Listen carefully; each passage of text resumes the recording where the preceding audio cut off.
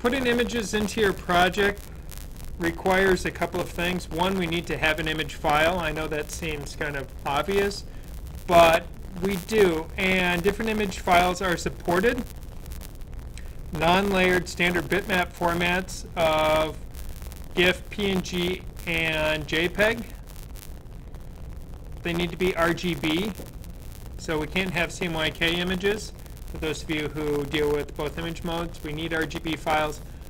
Personally, I recommend a PNG file or a PNG file. I find that PNG files are the easiest to work with because they support transparent backgrounds. They have high quality to the images, decent compression, and they work well for photographic style artwork. So if you have pictures that you slice and dice, a PNG file works really well for that. A JPEG works, except you can't get transparent pixels on a JPEG. If you use a GIF file, you can get transparency, but for the price of transparency, you only get 256 colors. So there's a trade-off. With a PNG or a PNG file, we get all 16.7 million colors like a JPEG, plus an alpha channel or transparency. So I'd recommend PNG files pretty much for everything these days. They compress really nicely. They have a really good quality to file size trade-off. There's not a lot of reasons or use cases for using other types of image formats in most screen-based artwork. So when you're producing content for apps, for games, for web, for mobile, for video, PNG seems to be your most useful format.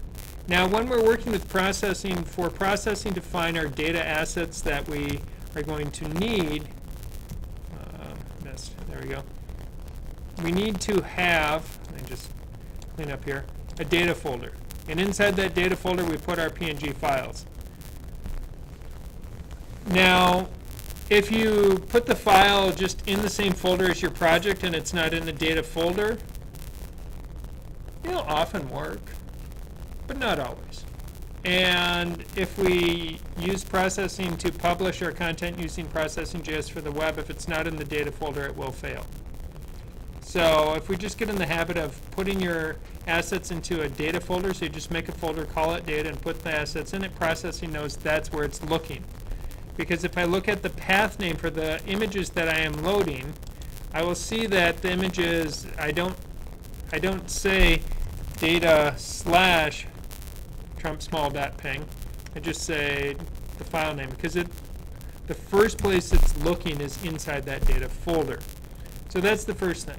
Now, the data type for an image is a p-image. So it's capital P, capital I image. And then we create our variable name. We populate that or load our data file by using the load image command, and then we specify the name of the file we're loading. So step 1 is we create the p-image variable. Step 2, we load image. Step 3, we issue an image command.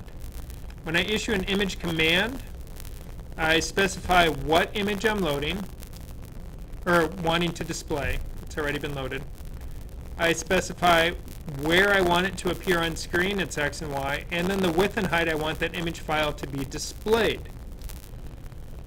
Now, I have loaded the same image 3 separate times. Once we can see it's being displayed with a 1000 width and height, so 1000 pixel wide, 1000 pixel tall, which is larger than the original image source file. The original image source file is only 191 by 245 pixels. So I'm distorting it a little bit and then displaying it about 5 times its original size. And the reason I'm doing that is to show you that if you load images in and then blow them up, it often looks crappy and pixelated. But if you bring in really big images and then shrink them down through code, then we're just pushing around extra data, memory, that we don't need to be wasting. So that's kind of important. If you don't specify height and width, it draws the image at its actual pixel size. So here it draws the image at 0, 0. And then finally it's going to draw the image wherever the mouse is. at 50 and 50, so that's about 25% of its original size. Remembering that it was 191 by 245 pixels in size. So now if we run this and look at it, we'll see the big image actual size, and you can see the quality difference. When it's blown up big, it gets all just chunky and ugly. Original, not so bad, and then shrunk down, we can see its proportions have been distorted, and now it's following the mouse. Now you can see that an interesting effect happening at the edge here, because at no point in the code am I ever wiping the background. But if I draw the image in the background and then draw this on top, it appears that that's happening. Because it draws the big one, draws the original size, then draws the small one where the mouse is. If I get rid of this one here, it actually becomes more fun when it runs. Because then we get the Trump snake occurring on screen. So with this, we can start to see how we can work with an image. And this is really not any different than saying, oh, I'm drawing an ellipse or a rectangle at an x and y value. Or in this case, the mouse x and the mouse y. But instead of drawing a rectangle, I'm saying display this image at this location. Which I think it's a whole lot more fun because it's just easier to work with pictures and artwork files than it is to draw complex things through code. So this image is wrong because I named it so it must be wrong. The name is reflective of the content. It has to be. But it is also issuing a load image command every draw cycle. So 60 times per second, it's loading a new version of that image, which eventually, over time, it is going to chug and crash. This is probably not enough images, and the image isn't big enough to see it in short order, but it will slow down. So we can see that approximately every second it is now loading an image. So instead of loading one image file and just displaying it multiple times, it's now loaded over 800 images. And if we keep it running for a while, it will be over 1,000, over 2,000, and just keep going. And eventually, especially on a lower powered computer, you will watch it start to tank. So yeah, we're up to 2,000 images. So I've seen it happen where people have a load image command somewhere in their draw loop, and that means every time that draw loop runs, it's loading an image. It's loading an image. Once an image is loaded, it's in memory. You don't need to load it a second time. Done. We're done. So just don't. So just say it's wrong, and we're not going to go there again. To add images to the catcher game, there's a few important things to keep track of, but a lot of this is not going to be, what we saw with images. There's 3 steps to using an image. We create the variable, we populate the variable, and then we can use it whenever we want with the image command. So 3 steps. But first I need an image to display, so I have my Trump files in my data folder, so I'm just going to add a copy of that to my game. So I just drug a copy over into my game project, so now my game will have access to that information. Now, because we only want to load the images once, and the images really can be loaded at the main game level because they're a global element. We don't need to put load image inside, say, our drop class or inside the catcher class. Drop and catcher can display images, but our main project should be the one that then loads all of our assets. It will load the sounds, it will load the images, and get all of those in memory, so it only happens during our setup one time. So knowing that, if I go into my project here, I can just simply say pimage, and I will go Trump. Now I need to populate Trump with something.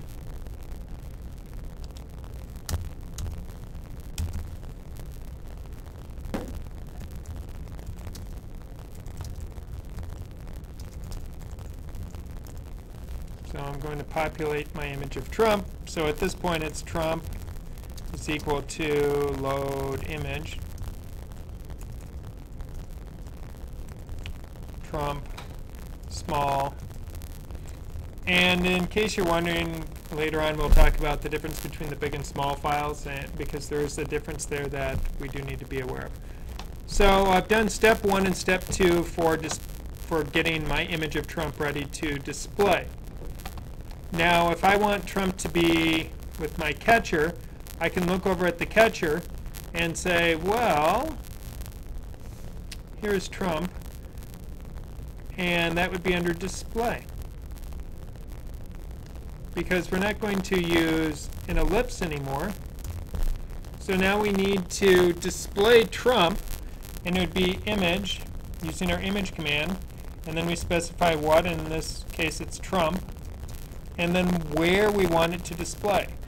Well, it's X, Y, but we will need to modify those a little bit, because images display from their top left corner, and our circles we're displaying from their center. So what we really need to do is offset the display of this a little bit, because otherwise our relationships of where objects are drawing and collisions and other things are going to be a little bit off. Just to show where the image is compared to the previous, I'm actually going to draw the image and then draw the ellipse on top of it, just so we can see how it's drawing. Now, I do know that my original catcher in the game, when we created the catcher has a radius of 25. But our Trump image has 195 by 200, or 191 by 245 in size. So we're probably going to need to shrink it down so it's closer to a 50 by 50 size to maintain the same game mechanic as what we had in the past. So if we want to do that, we will need to go and change and add in 2 more values of how big we want it to be. Because if we run our game right now, oh, forget a semicolon, try again, run the game, we'll see there's the circle and there's Trump. And you can see how the circle corresponds to where my mouse is. And we can see where Trump is. So if I want to shrink Trump down, and I want to change that size or position, I need to offset it a little bit here. So I don't know if I want to go 50, because I'll probably make the falling Trumps 50. So we'll want to go to maybe about 100. So that's about half of what he was before. So if his previous size was 191 by 245, then at this point I'll just go to 95 and 122. That's going to be approximately proportional to what he was before. And then we'll see now where it draws now. You can see, okay, that's better size. Now I need to jack him over a little bit to get it more centered on the mouse. So if we take X and subtract, I'm just going to, actually we don't want to do 95, that would be too much, but 42. And we'll watch and see. Okay, so now it's kind of centered horizontally. And now if I want to center him vertically, it should be Y minus, this would be 61. So approximately moving it over a half. Now I think I want to move the X over a little bit because he's not a symmetrical image. So just to balance it, I am going to move the X over about 50, and I think that will get me closer to what I want. So we can see how it's more centered. This also means, though, the radius value we're using is used for collisions, and we're going to have to adjust that. Otherwise, the collision only takes place where that gray circle is. So we're going to have to feed it a larger R value when we construct the catcher, and we're going to have to worry about the R value for our drops in a moment too. But this gives us, okay, so now we have that. Oh no, not my particle, my drops. We're going to do the same thing on the drops, where it's image, Trump, And at this point, I'm going to again use XY and see how it works in the beginning. And shrink it down to about a quarter of what was there. So we'll just go to about 45 and 61. Let's see how that works. Now, you could spend a lot of time and go, my image is this big, my circles were this big, and do all the math ahead of time and figure it out. I prefer to put something in, see where it is, and then adjust it so I don't have to think as hard. I find that, yeah, because there's nothing to lose by just trying and go, oh yeah, that's close, to realize, whoa, my numbers are totally wonked and I have to change it. Like, okay, no big deal. Okay, and we can see, okay, you know, I like the size of the big and little head, but now we need to jack it over, I think, half. I think that sizing's probably going to work. So X will go over slightly more than half, so I'm going to say 28. Oh, I need a minus in there. And then Y, we will go over half, so that will be 30. I suppose, I mean, I actually could use decimals. I could say 30.5 because all of these values are floats and are not integers. And we can see, but notice to get it to work, we have to have the circle intersect the circle. So we're going to have to change what those values are for that R value so we understand it. And decide, do we want to go by full width or full height? We could assume that because he's got his massive hair on top, that the height part we'll just go with the width because that seems more concrete than the hair on the top or the bottom of the chin. And this does bring up an issue. It's kind of the Mario Brothers style issue of when you play a video game, if you have collisions where collisions happen but the player doesn't feel that they had a collision, then it feels like the game cheats you. But if it seems like two objects, like a player and a projectile or an enemy, they overlap but it doesn't register a collision, and you get away like, ooh, I got away with that, awesome. So it's always better to have a smaller hit area than what the graphic is, unless you want to really piss off your players. Because it's better to feel like you kind of got away with something than the game is just punishing you for just even being in general proximity. Because if you're playing a first-person shooter and you're dying and you're like positive the bullet wasn't even close to you, that'll just piss you off. But if it's like, oh wow, I can't believe that one missed me, it's that kind of thing that makes for a better game experience. So we do have to kind of track it that way. So half of the width here is 28. So if I boost this up and just say my R is 28, now run this, we'll see the blue dot will completely cover the head, and that might be too much, so I'm going to go down to 26. Let's see how that looks. Let's see, okay, that's closer. Might even want to go a little smaller. And then go in the catcher, and now the catcher is getting a value passed in when it's constructed here. And the catcher, 50 is approximately the size, so we'll just say it has an R of 50. Now if I run the game, we can see our hit area versus hit area, and now it's much more believable. Once you get it working like that, then we can just get rid of these other commands that we don't need to see. But this is a pretty common thing, is you actually draw the bounding box or the area of collisions that you're checking.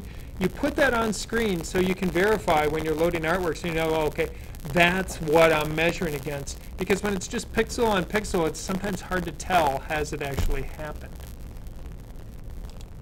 Now if I go here and look, now it seems like Trump is hitting Trump. I feel like I need a second image of Trump though, so that it's not all the same happy looking Trump. We need like the screaming Trump for the catcher. A few more images. I'm going to add those into my project. So P image, and it'll be my dollar, and my P image, and it'll be the beach scene for the background. And now it's going to just simply be dollar is equal to load image,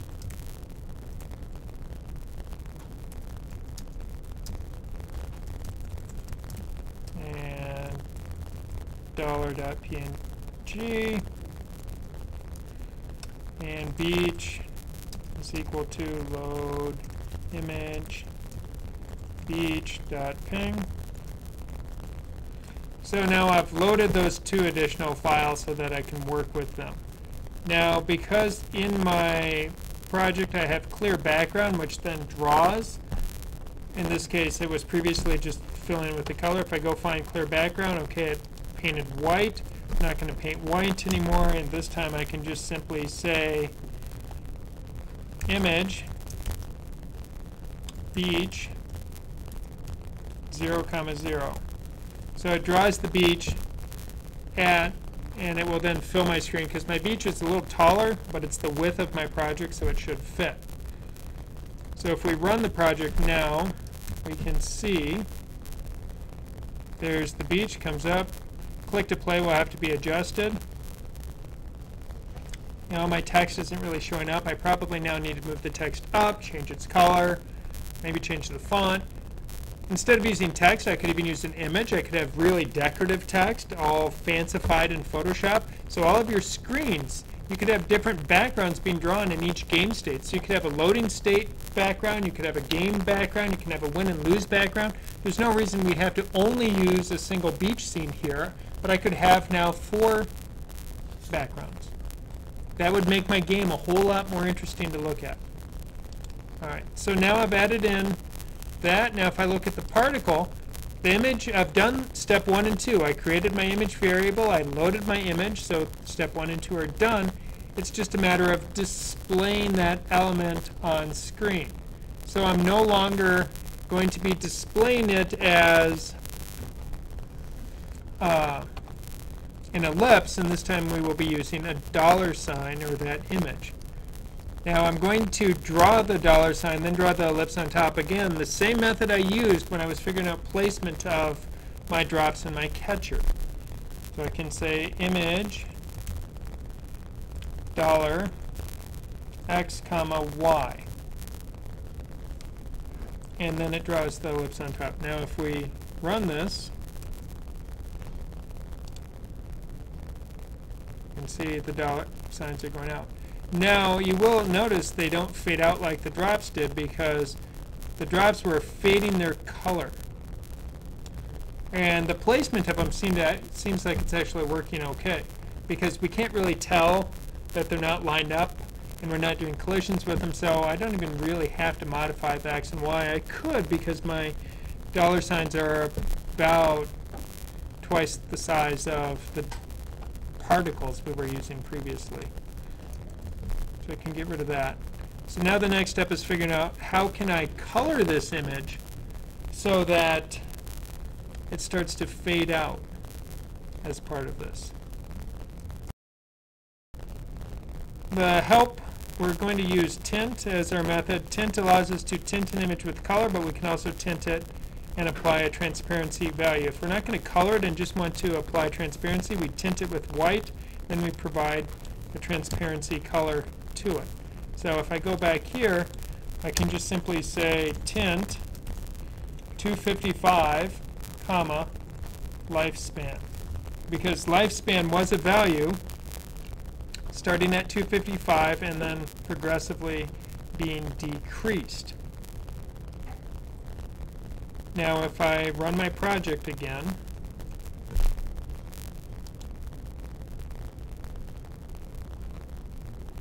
you'll see an interesting thing happens.